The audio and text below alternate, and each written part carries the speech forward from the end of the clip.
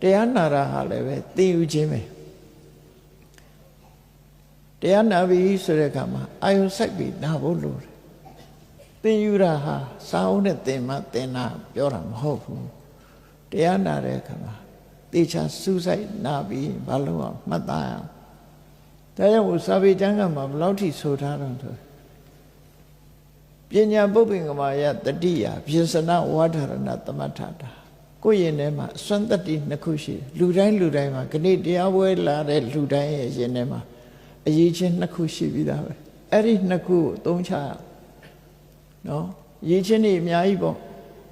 မျက်စိပါတော့မမြင်ရဘူးလားနားပါတော့ရောဟုတ်အဲ့ဒါကအင်္ဂါယတ္တိမီရိယာလို့ခေါ်တဲ့မီဟိုတဲ့ပေါ့မီရိယာတွေပေါ့ဆက်သွယ်မှုကိရိယာတွေပေါ့အဲ့ဒီတဲ့အရေးကြီးတဲ့အရာနှစ်ခုကဘာတော့ဆိုရင်တတိနဲ့ပညာတတိဆိုတာအာယုစူးစိုက်ပြီးနားထောင်တာကိုပြောတာပညာဆိုတာကိုယ်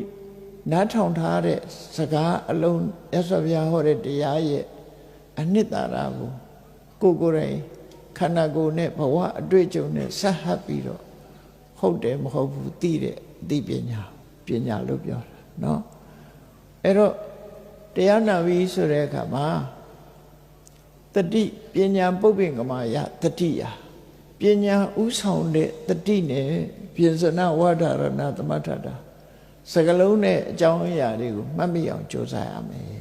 ဆိုလိုတာကတတိနဲ့နားဆိုင်ထောင်တဲ့အခါမှတ်မိတယ်ဘာပြောတယ်ဆိုတာမှတ်မိတယ်ခုနကဂောဘကမောဂရဏတုတ်လာမေးတဲ့ဖြေတွေဟာနားရဲရောက်သွားပြီဆိုမှတ်မိပြီဟုတ်တယ်မလားအဲ့ဒါလို့မှတ်တာအဲ့ဒါတတိနဲ့မှတ်ထားတာမှတ်ထားပြီးတဲ့အခါမှာမှတ်ပြီးနောက်ပိုင်းကျတော့မေ့တော်မှလားဆိုမဟုတ်ဘူးနောက်ကပညာတတိပုပ္ပင်ကမာယပညာယပြစ္ဆနအထဝါဒရဏသမထအထဝါဘောရဏသမထတတိဥဆောင်တဲ့ပညာနဲ့အဓိပ္ပာယ်ကိုဆင်ခြင်စဉ်းစားရအောင်မယ်အဲ့တော့တရားနာတယ်ဆိုတဲ့အခါသင်ယူခြင်းပဲမှတ်ထားရမယ်သင်ထားတယ်မှတ်ထားပြီးတဲ့အခါမှာအလေးနဲ့ထားပြီးတော့ဆင်ခြင်သုံးသပ်ရမယ်လို့သူတို့ဆိုလို့